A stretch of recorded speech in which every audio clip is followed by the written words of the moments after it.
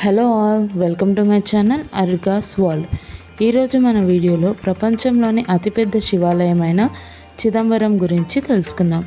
ఈ టెంపుల్ ఎక్కడ ఉంది, ఈ టెంపుల్కి ఎలా వెళ్ళాలి, ఈ టెంపుల్ టైమింగ్స్ ఏంటి, ఈ టెంపుల్ యొక్క స్థల పురాణం, చిదంబర రహస్యం, అలాగే మానవ శరీరానికి ఈ టెంపుల్కి ఉన్న సంబంధం, ఈ టెంపుల్కి మరియు భూమి ఆకర్షణ శక్తికి గల సంబంధం ఏంటి, ఇలా ఎన్నో ఇంట్రెస్టింగ్ విషయాలు ఈ వీడియోలో మనం తెలుసుకుందాం. ఈ వీడియో ఖచ్చితంగా ఎండ్ వరకు చూడండి. అలాగే ఈ వీడియో నచ్చితే లైక్, షేర్ అండ్ సబ్స్క్రైబ్ కూడా చేయండి.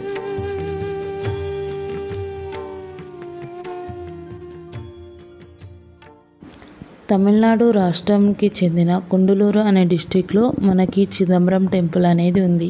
ఈ చిదంబరం టెంపుల్ ప్రపంచంలోనే అతిపెద్ద శివాలయం. అంతేకాకుండా మనకున్న పంచభూత లింగాలలోని ఒక లింగం, ఆకాశలింగం, ఈ చిదంబరంలోనే ఉంది. ఈ టెంపుల్ టైమింగ్స్ వచ్చేసి మార్నింగ్ 6 AM నుంచి 12 PM దాకా, అలాగే ఈవినింగ్ 5 PM నుంచి 10 PM దాకా ఓపెన్ అయి ఉంటుంది. ఇప్పుడు మనం చిదంబరం టెంపుల్ యొక్క స్థల పురాణం గురించి తెలుసుకుందాం. ఇక్కడ సముద్ర తీర ప్రాంతంలో తిల్లై అనే వనరులలో ఎంతోమంది మహర్షులు నివసిస్తూ ఉండేవారంట. వారు ఎప్పుడూ తపస్సు చేస్తూనే ఉండేవారు. వారి తపోశక్తి వల్ల దేవుణ్ణి కూడా ఆధీనంలో ఉంచుకోవచ్చని భావించారు. ఈ విషయం గ్రహించిన హరిహరులు వీరికి గుణపాఠం చెప్పాలి అని పరమేశ్వరుడు అందమైన యువ బ్రాహ్మణుడిగా, అలాగే మహావిష్ణువు సుందరమైన మోహిని రూపంలో అక్కడ ఉన్న తిన్నై వనరులలో విహరించారంట. మారు రూపంలో ఉన్న పరమశివుని అందానికి అక్కడ ఉన్న ముని వాకిటలోని స్త్రీలు ఆకర్షించబడ్డారు. అదేవిధంగా మోహిని రూపంలో ఉన్న విష్ణువుని చూసి మునులు దాసోహమైపోయారట. కానీ దాని నుంచి తొందరగానే కోలుకొని బ్రాహ్మణులతో మాట్లాడుతున్న తమ భార్యలను చూసి ఆగ్రహించి పరమశివుని మీదికి వారు నాగంపాములను పంపారట. అయితే శివుడు వాటిని ఆభరణాలుగా చేసుకున్నారు. అది చూసి కోపంతో ఒక పెద్ద పులిని పంపారు. పరమేశ్వరుడు దానిని కూడా చీల్చి దాని చర్మాన్ని ధరించారు. రెండు ప్రయత్నాలు విఫలం కావడంతో ఆగ్రహించిన మునులు అగ్నికి ప్రతీకగా పేరుకొన్న ముయలంకన్ అనే మరుగుజ్జు రాక్షసుని సృష్టించి పంపారు. మహేశ్వరుడు నిజస్వరూపం ధరించి ఆ రాక్షసుని పడగొట్టి అతడి దేహం పైన అద్భుతమైన సుందరాచిద్విలాసమైన నాట్యం చేశారు. ఆ దృశ్యాన్ని చూసిన మునులు అప్పటికి కానీ వారు చేసిన తప్పును గ్రహించి తమ అహంకారాన్ని విడిచి దేవుడిని ప్రార్థించారంట. ఆ తర్వాత ఆ పరమశివుణ్ణి అనుగ్రహించమని స్వామిని శరణు వేడారంట. వారి కోరిక మేరకు పరమశివుడు నటరాజస్వామి రూపంలో చిదంబరంలో కొలువై ఉన్నారని నమ్ముతారు.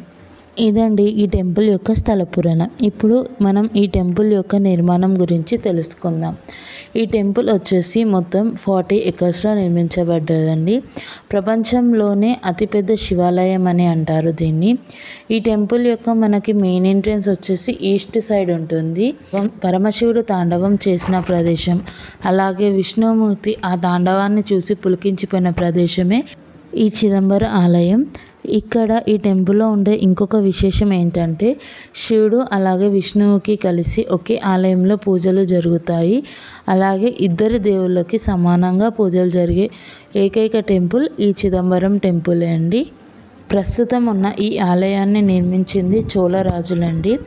చిదంబరం ఆలయ నిర్మాణానికి అలాగే ఇతర ఆలయ నిర్మాణానికి ఎంతో విభిన్నమైన తేడా ఉంటుంది. అదేంటో ఇప్పుడు మనం ఈ వీడియోలో చూద్దాము. ఈ ఆలయానికి ఉన్న ఎన్నో విశేషాలలో మొదటి విశేషం ఏంటంటే ఈ ఆలయానికి ఉన్న నటరాజ విగ్రహంలోని కాలి బొటన వేలికి భూమి అయస్కాంత క్షేత్రానికి మధ్య బిందువు అని 8 సంవత్సరాల పరిశోధన అనంతరం శాస్త్రవేత్తలు తేల్చి చెప్పారు. అంతేకాకుండా ఈ ఆలయానికి ఉన్న మరో విశేషం ఏంటి అంటే ఈ ఆలయాన్ని మానవ శరీర ధర్మంతో నిర్మించారని అంటారు. అదేంటో ఇప్పుడు మనం చూద్దాం. చిదంబరం ఆలయానికి మొత్తం 9 ప్రవేశ ద్వారాలు ఉంటాయటండి. అది మానవుని నవరంధ్రాలకి ప్రతీకగా ఉంటుంది అని అంటారు. అలాగే ఈ దేవాలయం పైన 21,600 బంగారు రేకులతో తాపడం చేశారటండి. దీనిని మానవుడు రోజుకు 21,600 సార్లు గాలి పీలుస్తారని, అలాగే ఈ బంగారు రేకులకి 72,000 బంగారు మేకులు వాడారటండి. మన శరీరంలోనే ఉండే నాడులు 72,000 అని ఆయుర్వేదంలో చెప్పారట. అలాగే ఈ దేవాలయంలోని పొనంబలం ఎడమ వైపుకు ఉంటుంది, అంటే అది మన హృదయ స్థానాన్ని సూచిస్తుంది. అక్కడికి వెళ్ళడానికి పంచాక్షర పడి ఎక్కాలి. అది ఓం నమ శివాయ అనే పంచాక్షరిని సూచిస్తుంది. కనక సభలో ఉండే 4 స్తంభాలు 4 వేదాలకు ప్రతీకలు. అంతేకాకుండా ఈ నటరాజ భంగిమను పాశ్చాత్య శాస్త్రవేత్తలు కాస్మిక్ డాన్స్ అని అభివర్ణించారు. ములవర్ చెప్పిన ఈ విషయాలన్నీ శాస్త్ర సమతుల్యాన్ని నిరూపించేందుకు పాశ్చాత్య శాస్త్రవేత్తలు 8 ఏళ్ల పైగా సమయం పట్టింది. ఇదండి చిదంబరం ఆలయ నిర్మాణం. ఇప్పుడు స్వామివారిని ఎలా దర్శించుకోవాలో చూద్దాము. చిదంబరంలో మనం స్వామివారిని 3 రకాలుగా దర్శించుకోవచ్చు. మొదటిది వచ్చేసి ఆనంద తాండవం చేస్తున్న నటరాజస్వామి, ఇంకొకటి వచ్చేసి స్ఫటికలింగ ధూపం, మూడవది చిదంబర రహస్యం. ఇది గర్భాలయంలోని గోడ పైన ఒక చక్రంగా ఉంటుందటండి. దీనిని ముందు బంగారు బిల్వ పత్రాలు వేలాడుతూ ఉంటాయట, కానీ అవి కనిపించకుండా 2 తెరలు అడ్డుగా ఉంటాయి. దర్శనానికి వచ్చే భక్తులకు అర్చకు రోజుకు 4 సార్లు మాత్రమే ఈ పరదాలను ఓపెన్ చేసి లోపల చూపిస్తారు. అయితే అక్కడ మనకి ఏమీ ఉండదన్నట్టు. ఆకాశానికి ఎలాంటి రూపం ఉండదు కనుక ఇక్కడ ఆకాశలింగానికి కూడా ఎలాంటి రూపం ఉండదు అని దీనికి అర్థం. ఏంటంటే శివుడు ఆకాశం లాగే అంతటా వ్యాపించి ఉంటాడనేసి భక్తుల నమ్మకం. మనం నటరాజస్వామిని దర్శించుకున్నాక స్వామివారి మండపం ఎదురుగా రైట్ సైడ్ మనకి విష్ణుమూర్తి గర్భాలయం ఉంటుంది. ఇక్కడ స్వామివారిని మనం దర్శించుకోవచ్చు. ఇక్కడ స్వామివారిని వీరు గోవిందరాజ్ పెరుమాళ్ అని కూడా పిలుస్తారు. విష్ణుమూర్తి విగ్రహం ఇక్కడ చాలా పెద్దగా ఉంటుంది. ఇక్కడ స్వామివారు కొలువై ఉండడానికి కూడా ఒక చరిత్ర అనేది ఉంది. అది ఏంటి అంటే, ఒకసారి శివపార్వతులు ఇద్దరు తమలో ఎవరు గొప్ప నృత్యకారులో తెలుసుకుందామని డ్యాన్స్ కాంపిటీషన్ పెట్టుకున్నారటండి. ఆ కాంపిటీషన్లో ఎవరు గెలిచారని తెలియజేయడానికి సాక్ష్యంగా విష్ణుమూర్తి ఇక్కడ వచ్చి కొలువై ఉన్నారని నమ్ముతారు. ఈ టెంపుల్లో నటరాజస్వామి విగ్రహం అలాగే విష్ణుమూర్తి విగ్రహమే కాకుండా చూడడానికి ఇంకా చాలా ప్లేసెస్ కూడా ఉన్నాయి. అవేంటంటే, మొదటిది నిత్య సభ. ఇక్కడ మనము అద్భుతంగా నిర్మించబడ్డ 56 పిల్లర్స్ చూడొచ్చు. అలాగే ఈ సభలోనే శివపార్వతుల డ్యాన్స్ కాంపిటీషన్ కూడా జరిగిందంట. ఈ మండపంలోనే శివపార్వతులు డ్యాన్స్ కాంపిటీషన్లో విన్ అయిన డ్యాన్స్ ఫోర్స్ విగ్రహాలు కూడా మనం ఇక్కడ చూడవచ్చు. ఆ తర్వాత మనం చూడవలసినవి దేవసభ, రాజ్యసభ. ఇవే కాకుండా మనము 1000 పిల్లర్స్ టెంపుల్ కూడా చూడవచ్చు. అంతేకాకుండా ఈ టెంపుల్లో మనకి శివగామిని అమ్మవారి టెంపుల్ కూడా ఉంటుంది. అది కూడా మనం ఖచ్చితంగా విజిట్ చేయాలి. అంతేకాకుండా మనకి నార్త్ గోపురం పక్కనే ఒక పెద్ద కోనేరు కూడా ఉంటుంది. దానిని శివగంగా కోనేరు అని పిలుస్తారు. ఇవండి మనం టెంపుల్ లోపల చూడవలసిన ప్లేసెస్. ఈ టెంపుల్ ఆర్కిటెక్చర్ విషయానికి వస్తే మనకి చాలా అద్భుతమైన శిల్పాలు మనం ఈ టెంపుల్లో చూడవచ్చు.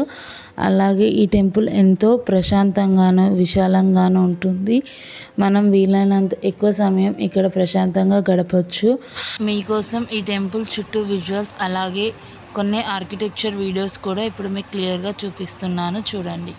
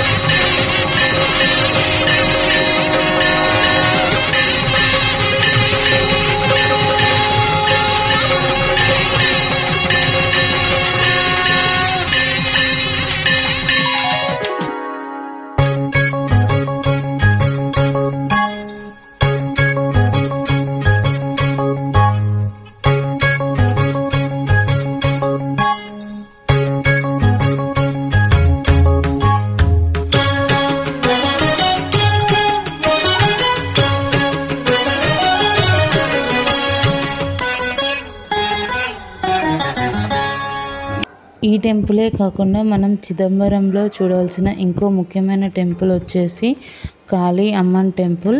ఇది మనకి చిదంబరం టెంపుల్ నుంచి 1.5 కిలోమీటర్స్ దూరంలో ఉంటుంది. ఇక్కడికి మనకి ఆటో ఫెసిలిటీస్ కూడా ఉంటాయి. ఇప్పుడు మనం చిదంబరంకి ఎలా చేరుకోవాలో చూద్దాము. మనకి 2 తెలుగు రాష్ట్రాలలో చిదంబరంకి వీక్లీ ట్రైన్స్ అనేటివి అవైలబుల్గా ఉంటాయి. చెన్నై నుంచి మనకి కేవలం 230 కిలోమీటర్స్ దూరంలోనే చిదంబరం ఉంటుంది. మనకి చెన్నై నుంచి నెంబర్ ఆఫ్ బస్సెస్ కూడా అవైలబుల్గా ఉంటాయి. ఇదండి చిదంబరం టెంపుల్ గురించి నాకు తెలిసిన విషయాలు. మీకు కనుక ఈ వీడియో నచ్చినట్టయితే లైక్, షేర్, అలాగే మరిన్ని ఇంట్రెస్టింగ్ వీడియోస్ కోసం subscribe to my channel Arvikas world.